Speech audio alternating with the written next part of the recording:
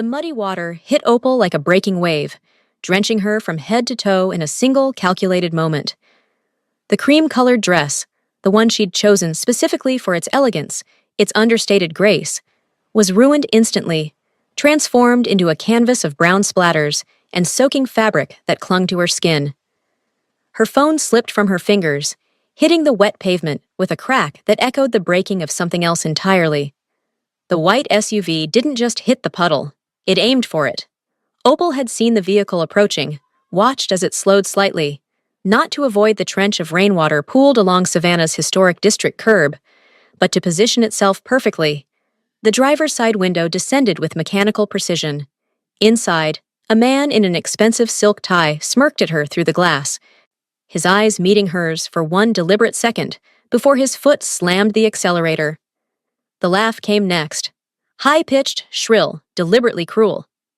"Look at her!" A woman's voice shrieked from the passenger seat, piercing through the humid Georgia air. "Still standing on the curb while we're driving the future." The SUV's tires kicked up another spray as it peeled away, the woman's cackle trailing behind like exhaust fumes.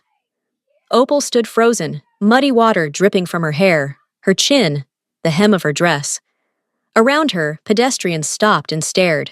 Someone's phone was pointed in her direction. The humiliation wasn't just private. It was documented, witnessed, recorded for posterity.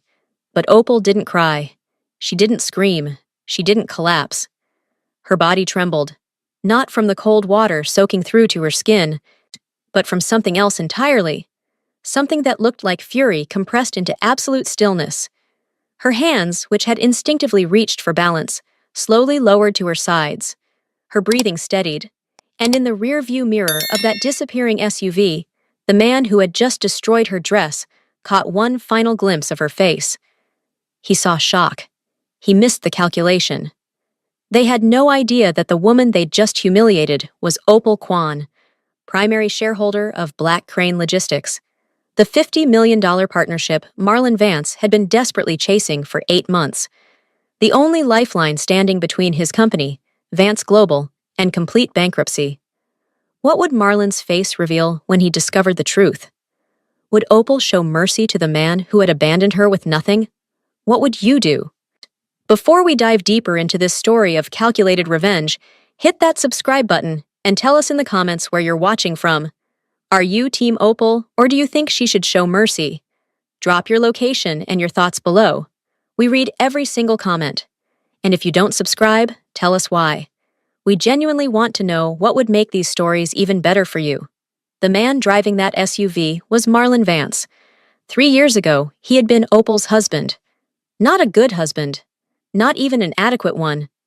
But legally, contractually, he had been hers, until the morning he sat her down at their cramped kitchen table in their Jersey City apartment and told her she was too stagnant for his trajectory.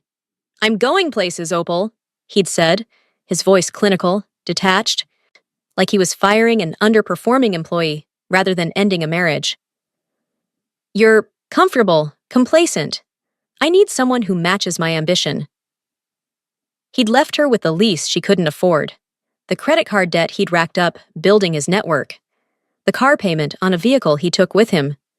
For 6 months after the divorce, Opal worked 3 jobs just to keep her head above water: morning shift at a hospital, afternoon data entry, weekend catering gigs where she smiled at people who looked through her like she was furniture. Marlon, meanwhile, had moved on spectacularly. His new wife, Symphony, was everything he'd accused Opal of not being. Hungry, ambitious, sharp-edged and status-obsessed, with a laugh that could cut glass and a social media presence that screamed new money trying desperately to look like old money. She wore designers Opal had never heard of. She took selfies in first-class lounges. She posted quotes about leveling up and cutting dead weight that Marlon would like and repost, each one a small knife twisted into the memory of what Opal had once been to him. Together, they were insufferable. Separately, they were dangerous, the kind of people who mistook ruthlessness for intelligence, cruelty for strength. And now, they were in Savannah, with a singular purpose: to secure a partnership with Kwan Beom Siok. Marlon had been chasing this deal for 8 months. 8 months of unanswered emails, of proposals submitted and rejected without explanation, of sleepless nights staring at his company's balance sheets and watching the numbers bleed red. Vance Global was drowning. The pivot to international logistics had been Marlin's big play. Nice his proof that he was more than a mid-level operations manager with delusions of grandeur.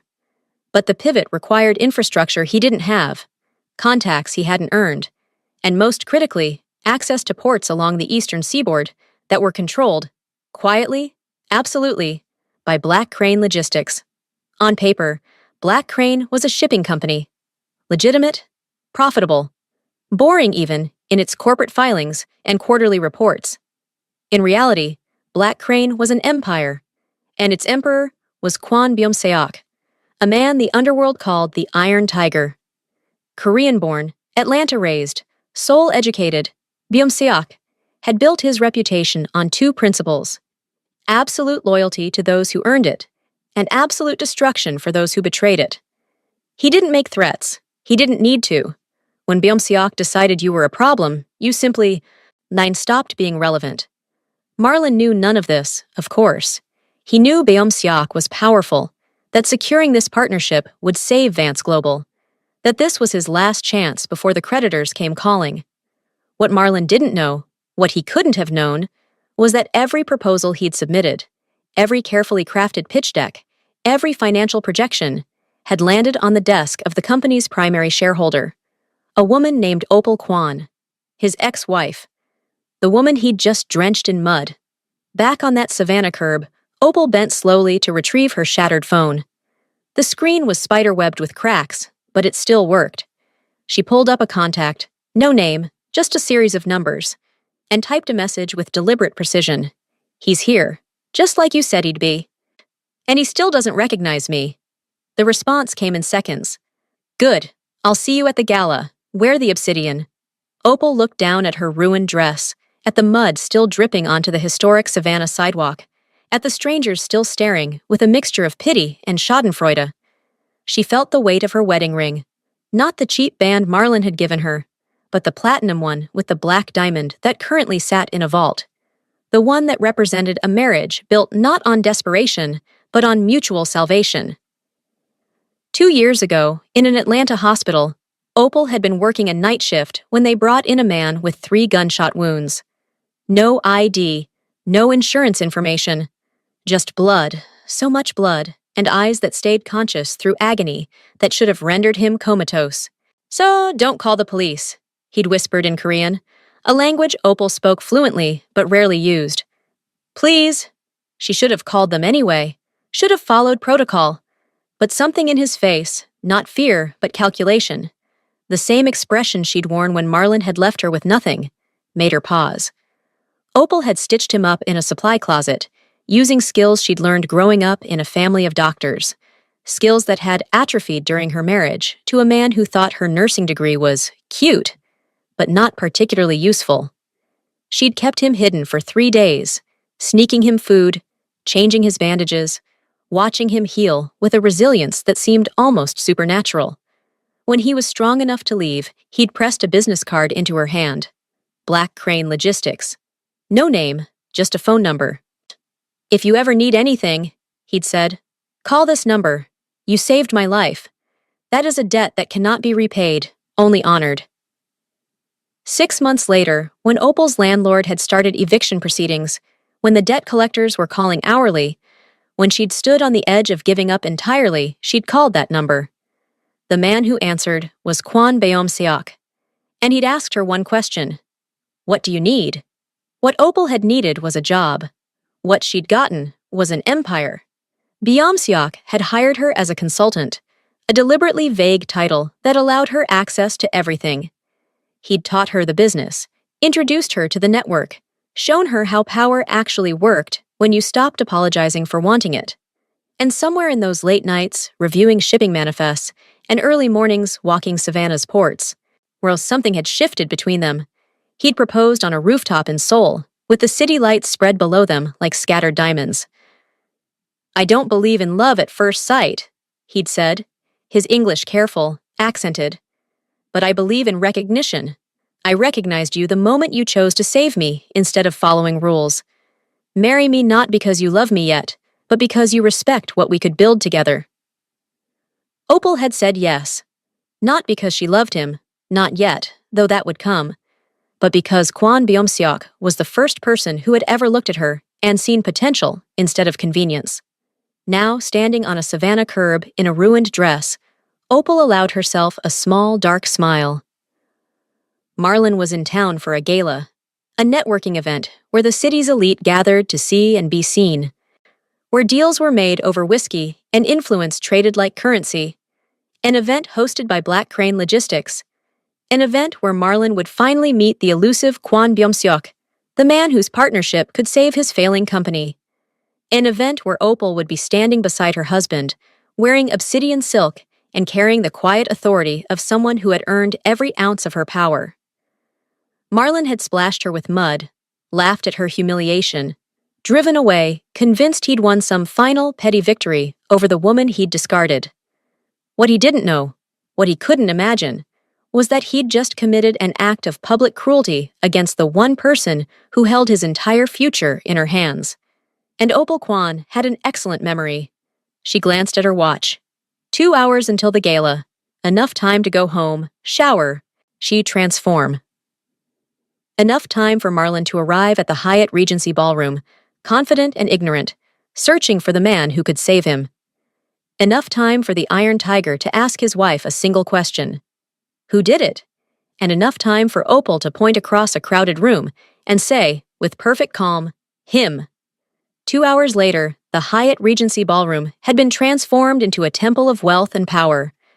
Crystal chandeliers hung from cathedral ceilings like frozen explosions of light, each one worth more than most people's annual salaries. The floor was Italian marble, polished to a mirror shine that reflected the designer gowns and bespoke suits of Savannah's elite. Floor-to-ceiling windows looked out over the historic district, the view itself a reminder that this room, this event, these people, existed above the ordinary world. See, the air was thick with expensive cologne and the particular silence that only old money could afford. Not the absence of sound, but the presence of voices so accustomed to being heard that they never needed to rise above a murmur. Waiters moved like ghosts, their trays of champagne and hors d'oeuvres appearing and disappearing with choreographed precision. This was power's natural habitat. Marlon Vance entered the ballroom like a man walking into his destiny. He'd changed into his best suit, a charcoal Tom Ford that had cost him 3 months of inflated credit card payments. His shoes were polished to a gleam. His tie was Windsor knotted with military precision. Beside him, Symphony wore a red cocktail dress that screamed for attention, her heels clicking against the marble like a countdown timer. "There are at least 4 Fortune 500 CEOs in this room," Symphony whispered, her eyes scanning the crowd with predatory focus. "Marlon, if we play this right, Byung-seok won't be the only connection we make tonight." Marlon nodded, but his attention was singular. He hadn't spent 8 months, hadn't leveraged every asset, hadn't mortgaged his future for networking. He was here for one man. Kwan Byung-seok, the Iron Tiger, the man whose signature would transform Vance Global from a struggling logistics company into a legitimate player in international shipping. Marlon's eyes swept the ballroom, cataloging faces, dismissing irrelevance.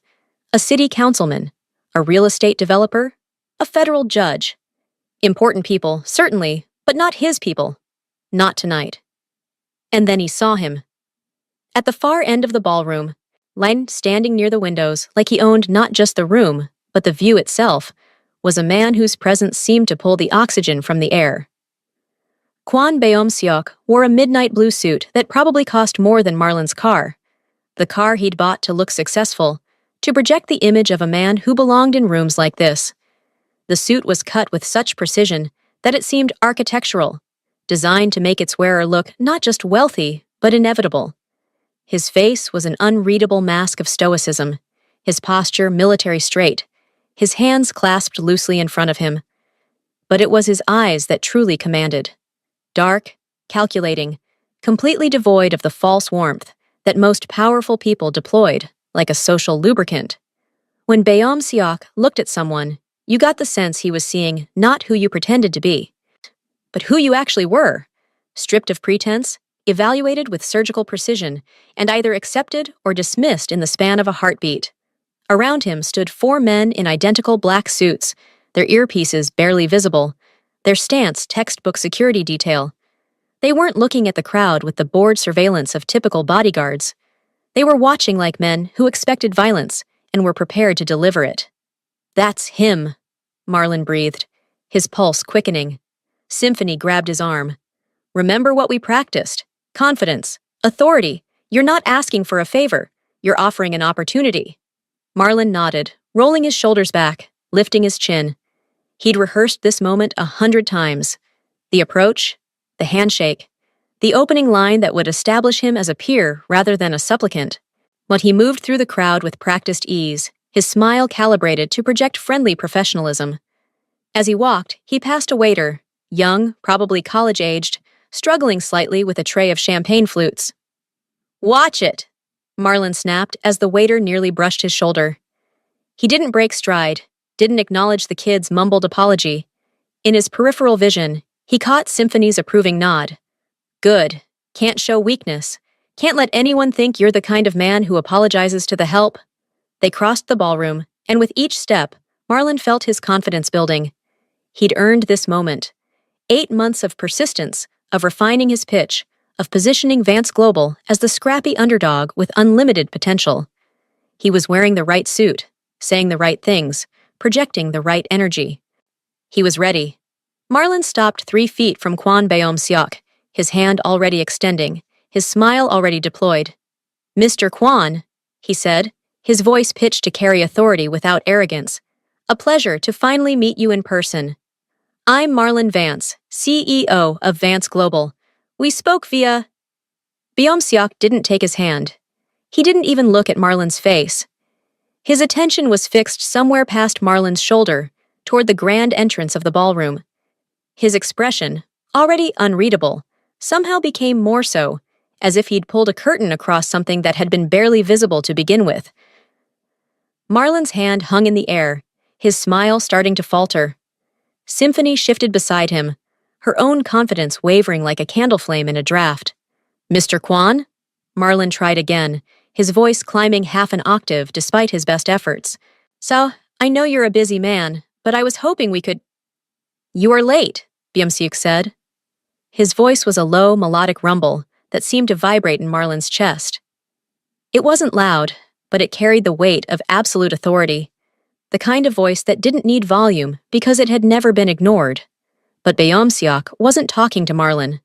Marlon turned, following the man's gaze, expecting to see another business associate, maybe a board member, maybe someone from Black Crane's executive team who had been delayed by traffic or too many drinks at the hotel bar. Instead, the crowd began to part. Not naturally, not casually, but with the deliberate choreography of people who recognized the presence of someone significant. Conversations stopped mid-sentence. Heads turned. The ballroom's ambient noise, that expensive murmur of the elite at leisure, dropped by several decibels. Walking toward them, moving through the parted crowd like a queen processing through her court, was a woman who looked like a celestial event. She wore a floor-length gown of obsidian silk that caught the light from the chandeliers and seemed to absorb it, turning illumination into shadow, transforming brightness into something darker and infinitely more compelling. The dress was cut with architectural precision, high-necked, long-sleeved, revealing nothing and somehow suggesting everything. Her hair was styled in an intricate crown of braids and pins, each strand precisely placed, the overall effect both regal and slightly dangerous. But it was her bearing that truly commanded attention. She didn't walk like someone entering a party. She walked like someone who owned the building, the city, the very air that everyone else was breathing. Her posture was perfect without being rigid. Her pace was measured without being slow. And her expression, calm, composed, almost bored, suggested that this room full of Savannah's most powerful people was merely one more obligation in a very long day. Marlon stared, his brain struggling to process what his eyes were seeing. Because he knew that face, he knew that walk, he knew the exact angle of that jawline, the specific arch of those eyebrows, the precise shade of those eyes that he'd once looked into across a kitchen table and called too stagnant for his future. Opal! The name fell out of his mouth like a stone dropping into still water. Symphony's hand tightened on his arm, her perfectly manicured nails digging into his expensive suit. What the hell is she doing here? The woman. Opal. It was definitely Opal, but somehow not the Opal that Marlon remembered, stopped walking when she was still 15 feet away. She didn't acknowledge Marlon, didn't even glance in his direction. Her attention was fixed entirely on Kwan Beom Siok, and something in her expression, something soft, something almost affectionate, transformed her face from merely beautiful into something that made Marlon's chest tighten with an emotion he couldn't name. I had an incident with the local wildlife, she said, her voice smooth as aged bourbon, rich with amusement, and something darker underneath. Nothing I couldn't handle. She closed the distance between herself and Beom Siok, and Marlon watched, his mouth dry, his heart hammering, his entire understanding of reality beginning to crack like ice under pressure, as the Iron Tiger's face underwent a transformation that seemed almost miraculous. The cold mask melted, the hard eyes softened, and Kwan Beom Siok, the man rumored to have personally dismantled 3 rival syndicates in Seoul, the man whose reputation was built on ruthless efficiency and absolute lack of mercy, reached out with a gentleness that seemed to violate the laws of physics and tucked a stray hair behind Opal's ear. His fingers lingered against her cheek. His eyes, those calculating, merciless eyes, looked at her with something that resembled worship. Are you hurt? He asked, his voice losing its hard edge, becoming something almost tender. My dignity more than my body, Opal replied, but both will survive. Beom Siok's hand moved to her shoulder, his thumb brushing across her collarbone in a gesture so intimate, so proprietary, that Marlon felt like he was watching something obscene. And then the temperature in the room seemed to drop 10 degrees. Who did it? Beom Siok asked. The tenderness vanished from his voice like someone had thrown a switch.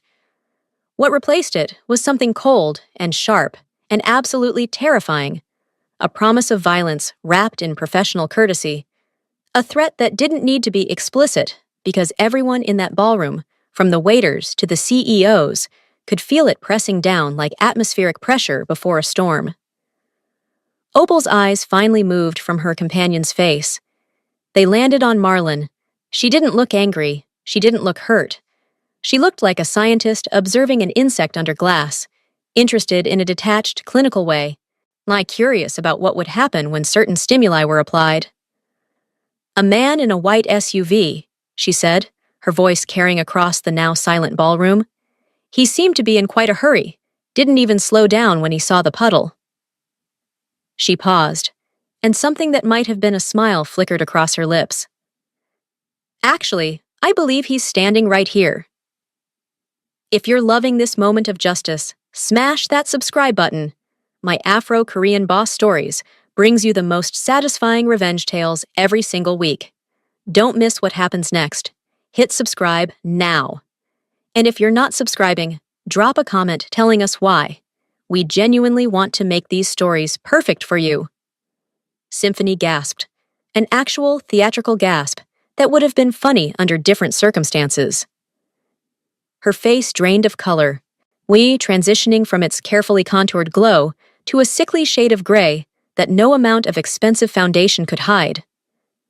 Her hand, still gripping Marlon's arm, began to tremble. Marlon's own hand, the one that had been extended in greeting and then forgotten, still hanging in the air like a broken promise, started to shake. His brain was struggling to reconcile 2 incompatible realities. The Opal he remembered, the one who had stood in their cramped Jersey apartment, looking small and defeated, and this woman, this queen in obsidian silk, who stood beside Kwan Beom Siok like she'd been born to occupy that exact space. Opal? The word came out strangled, desperate. What is this? What are you? He turned to Beom Siok, forcing his face into something resembling professional confusion. Mr. Kwan, there must be some mistake. This is my ex-wife. She's a nobody. The look Kwan Byom-seok gave Marlon stopped the words in his throat. It was the look a butcher gives a carcass. Not with hatred. Hatred would have implied some level of emotional investment. This was pure assessment. The cold evaluation of meat, of something that had already been categorized, weighed, and found wanting. Byom-seok took a step forward, then another.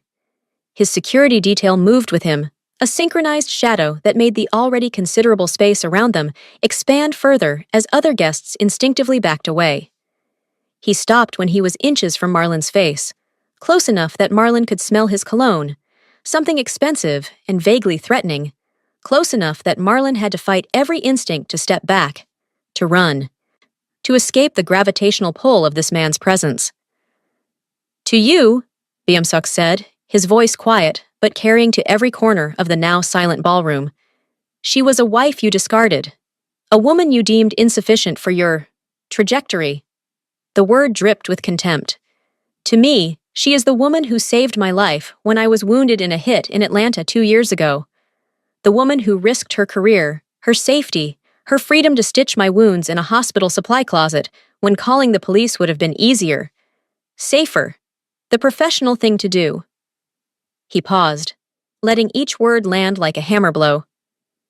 To the world, Byom-seok continued, his eyes never leaving Marlon's face. She is the primary shareholder of Black Crane Logistics. The ballroom might as well have been underwater.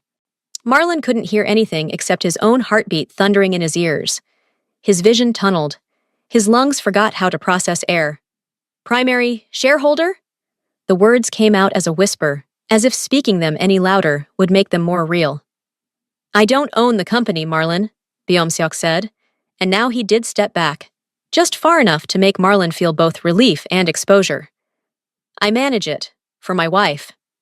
The word landed like a physical blow. Wife. Marlon's eyes darted to Opal's left hand.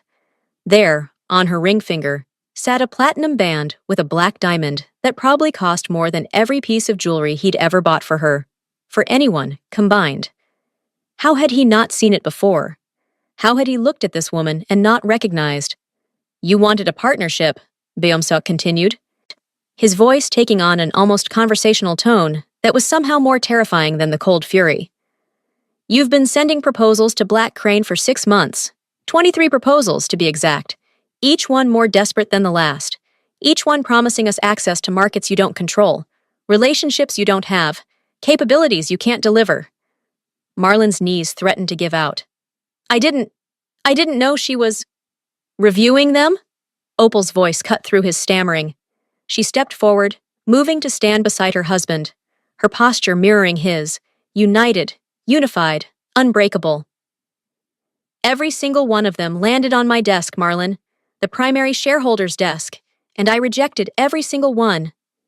She tilted her head slightly, studying him the way one might study a particularly interesting specimen in a museum. The first few I rejected on merit. Your proposals were sloppy, overpromising, built on infrastructure you didn't have, and connections you couldn't prove. But the later ones... She paused, and now something that definitely was a smile. Dark, satisfied, razor-sharp, crossed her face. The later ones I rejected because I recognized your name, and I wanted to see how far you'd fall before you realized you were falling. Symphony made a sound, half sob, half gasp. Marlon, what is she talking about? You said this deal was a sure thing. You said we just needed to make the connection, that the proposals were already approved, that... Symphony. Opal turned her attention to the younger woman, and Symphony actually flinched. That's your name, isn't it? Symphony. Like a musical composition. How fitting. So much sound. Like so little substance. Opal took a step toward Symphony, close enough that Marlon's new wife, his upgrade, his reward for cutting dead weight, had to tilt her head back to maintain eye contact. I liked the laugh, Opal said softly. Back on the curb. When your husband drenched me in muddy water, and you laughed like it was the funniest thing you'd ever seen, it had a lovely, hollow ring to it. She paused, her smile widening just a fraction. Just like your bank account will have by tomorrow morning. What? Symphony's voice broke. What are you talking about? Wait. Marlon's brain was finally catching up, finally processing the full scope of the disaster unfolding around him. He held up his hands in a gesture that was meant to be placating, but came across as pleading. Opal, let's be reasonable. We have history. So I can explain the puddle. It was an accident. I didn't see you there. I didn't recognize. The puddle was an accident, Opal agreed, her voice still maddeningly calm, still radiating that infuriating control. But the embezzlement wasn't. The word dropped into the ballroom like a grenade. Marlon froze.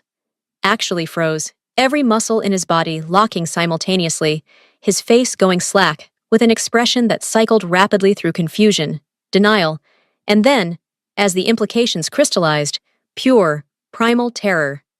I don't know what you're... You see, Opal continued, speaking over him as if he hadn't said anything at all. I knew you'd be coming to Savannah.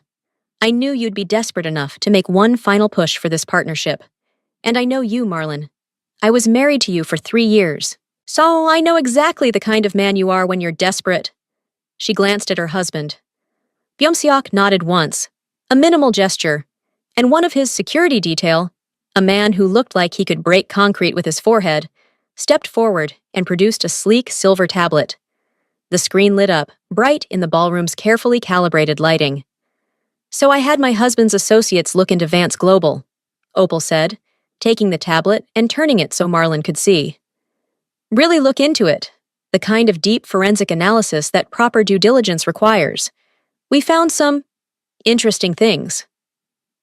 On the screen were bank statements, account numbers, transaction histories that Marlon recognized with the sick certainty of a man watching his own execution. Offshore accounts in the Cayman Islands, Opal narrated, her voice taking on the tone of a prosecutor presenting evidence. Registered under shell corporations that trace back to your personal LLC. Funds that should have been reported to the IRS, but mysteriously weren't. Money that was supposed to be invested in Vance Global's operations, but instead went to... She scrolled through the documents. A luxury SUV, a vacation property in the Hamptons that you can't afford. Symphony's engagement ring, 3 carats, princess cut, purchased with money you embezzled from your own company. Symphony made a choking sound. You said you got a bonus. You said... We also found, Opal continued, ignoring Symphony entirely, the documents you forged during our divorce, the ones where you hid your 401k by transferring it to an account under your mother's name, the ones where you claimed our marital assets were worth $40,000 when they were actually worth $340,000, the ones you used to ensure I walked away with less than half of nothing while you kept everything. Marlon's vision was blurring. His hands had gone numb. This couldn't be happening. This was impossible. Those accounts were hidden, protected, carefully structured to be invisible to anyone who wasn't looking with the resources of an international logistics company with connections to every financial institution in the Western Hemisphere. Opal finished, as if reading his thoughts. Yes, Marlon. Turns out it's very hard to hide money from people who move billions of dollars across international borders every single day. Byung-seok took the tablet back from his wife and turned it to show a different screen, this one showing a live feed from what appeared to be a security camera. The Hyatt Regency's front entrance. 2 Savannah Police Department vehicles, lights flashing. 4 officers climbing out and walking toward the hotel's main doors. In the Mafia, Byung-seok said, his voice dropping to barely above a whisper, forcing everyone in the ballroom to lean in, to strain to hear. We have certain principles, certain codes. One of the most important is respect for family. A man who treats his first wife like trash, who steals from her, who leaves her with debt while he upgrades to a newer model. He paused, his eyes moving from Marlon to Symphony and back again. That man cannot be trusted with a cargo ship. He cannot be trusted with a shipping route. He certainly cannot be trusted with a legacy. The ballroom remained silent. Even the waiters had stopped moving. Every eye was fixed on the scene unfolding in the center of the marble floor. The powerful man in the midnight blue suit, the woman in obsidian silk, and the 2 people whose entire world was collapsing in real time. Mr. Kwan, please! Marlon's voice broke. I can explain. I can fix this. I can... You recognized her? Byung-seok said. Back on that curb. You saw her face before you aimed your vehicle at that puddle. You recognized your ex-wife, and you made a choice. Not an accidental choice. Not a split-second decision. You deliberately positioned your vehicle, so deliberately accelerated, deliberately humiliated a woman you once promised to honor. He stepped closer again, and this time Marlon did step back, his expensive shoes slipping slightly on the polished marble. That tells me everything I need to know about your character, Byung-seok finished. The ballroom doors opened. 2 police officers entered, their uniforms a stark contrast to the evening wear surrounding them. They moved through the crowd with the kind of authority that didn't need to be announced, their hands resting casually on their belts, their eyes scanning until they found what they were looking for. Symphony began to scream. Not a dignified objection, not a controlled protest. A full-throated, desperate scream that echoed off the cathedral ceilings and shattered the last pretense of civilization. This is his fault, she shrieked, pointing at Marlon with a shaking hand. I didn't know about any of it. The accounts, the fraud, She turned to the approaching officers. I'm a victim here. He lied to me. I thought the money was legitimate. I thought, Ma'am, you're going to need to calm down, one of the officers said, his hand moving from his belt to a more purposeful position. Don't tell me to calm down. Symphony's voice climbed another octave. Do you know who I am? Do you know what this will do to my reputation? I have a social media following. I have brand partnerships. I can't be arrested. I can't. The second officer moved to Marlon, who stood frozen, his face slack, his eyes unfocused. Marlon Vance. Marlon didn't respond. Couldn't respond. He was watching Opal, watching the way she stood beside her husband, watching the way she looked at him, not with triumph, not with gloating satisfaction, but with something far worse. Indifference. The look one gives a stranger, a nobody. Mr. Vance, I need you to turn around and place your hands behind your back. The words seemed to come from very far away. Marlon's body moved automatically, muscle memory from some distant part of his brain that was still functioning, while the rest of him tried to process the magnitude of his destruction. The handcuffs clicked onto his wrists with a sound that seemed impossibly loud in the silent ballroom. Opal reached into her clutch, a small, elegant thing that probably cost more than the entire outfit Marlon was wearing, and pulled out a small, mud-stained handkerchief. The one she must have used to wipe her face after he'd drenched her. The one she'd kept deliberately as evidence. She walked toward Marlon, her heels clicking against the marble with measured precision. She stopped in front of him, so close he could smell her perfume. Something sophisticated and expensive that he'd never smelled on her before, because the Opal he'd known couldn't afford perfume like this. She dropped the handkerchief at his feet. Clean yourself up, Marlon, she said, her voice carrying across the ballroom with perfect clarity. You look like you've been dragged through the dirt. Are you loving this? Subscribe to my Afro-Korean boss stories if you believe karma is real. If you don't subscribe, tell us why in the comments. We read every single one, and your feedback shapes our next stories. We genuinely want to know what would make these even better for you. The officers began to lead Marlon toward the ballroom doors, his expensive shoes dragging against the marble. Symphony followed, still screaming, her voice raw as she cycled through denial and blame. I want a lawyer! Marlon, tell them I didn't know anything. But Marlon wasn't listening. He was staring at Opal with an expression beyond fear, the look of someone watching their entire reality collapse. Opal leaned into Byung-seok's side, her voice carrying across the silent ballroom. Byung-seok, dear, did you handle the car? Byung-seok's hand moved protectively to her back. The SUV has been repossessed. The bank was very cooperative. They'll be walking to the station. Symphony's scream reached a new pitch. Walking! It's 3 miles. In these heels? The officers reached the doors, and one turned to address the crowd. Folks, we apologize for the disruption. Please continue your evening. A string quartet began playing, transforming the arrest into merely an interruption. The crowd dispersed, conversations resuming with practiced ease. This was Savannah's elite. They'd seen fortunes lost before. But Marlon found his voice. Opal, please. We can fix this. I can pay you back. The divorce money, the debt, all of it. Just give me a chance. Opal tilted her head, considering. For one brief moment, Marlon allowed himself hope. You know what's interesting, Marlon? Opal took a step toward him. When you left me, when you called me too stagnant, I was devastated. Not because I loved you, but because I believed you. I saw exactly what you said. Comfortable, complacent, unambitious. She maintained careful distance. For months, I worked 3 jobs, ate ramen, wore the same 5 outfits, and every day, I wondered if you were right about me. Her voice hardened. But then I saved a man's life, and he didn't see me as stagnant. He saw potential, capability, someone worth building with. Opal glanced at Beomsiak, who watched with quiet devotion. So, here's what's interesting. You were right about one thing. I was too stagnant for your trajectory. Because your trajectory was always going to end here, in handcuffs, in ruins, and I was never going to follow you down. Marlon's mouth opened, but no words came. As for making it right.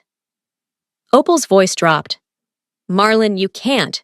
What you stole wasn't just money. It was 3 years of my life, my confidence, my belief that I deserved basic human dignity. She pulled out a folded paper. This is our divorce settlement. The one where you claimed our assets were worth $40,000 while hiding $300,000. The one where you forged documents to ensure I got nothing. She refolded it precisely. I've had this for 6 months, since my husband's accountants found your offshore accounts. I could have destroyed you quietly, but I wanted you to know. I wanted you to see my face when it happened. Symphony had stopped screaming, mascara running down her face. You're a monster, she whispered. Opal's eyebrows rose. Am I? For holding accountable a man who stole from me, humiliated me, treated me like garbage. She addressed the entire ballroom. Marlon Vance believes he's a victim, that this is unfair. Maybe some of you think the same thing. The room went silent. But here's what happened. 2 hours ago, this man saw me on a curb. He recognized me, his ex-wife, and he made a choice. He positioned his vehicle, aimed for the puddle, and accelerated. Deliberately, with his wife laughing, because he wanted to prove he'd won our divorce. She paused. That moment tells you everything about his character. Not the embezzlement or fraud. The puddle. Because it was unnecessary cruelty, and cruelty for its own sake is the truest measure of who someone is. Marlon felt tears burning. Not remorse, but rage at the unfairness.